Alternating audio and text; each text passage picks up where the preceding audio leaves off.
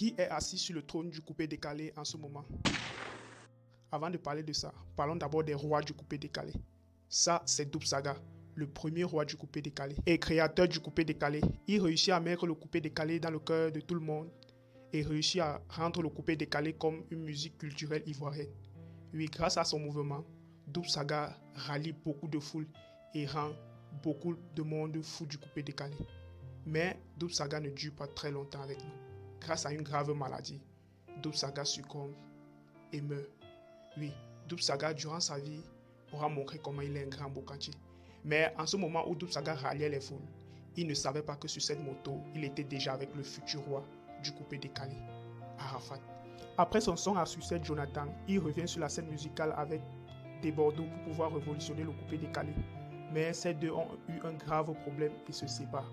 Mais après sa séparation, il fait plusieurs sons à succès et emporte le coupé-décalé à l'international et obtient le respect de plusieurs artistes internationaux comme Maître Gims et obtient plusieurs titres comme 2 fois Koraman, MTV Award et s'assoit à la tête du coupé-décalé.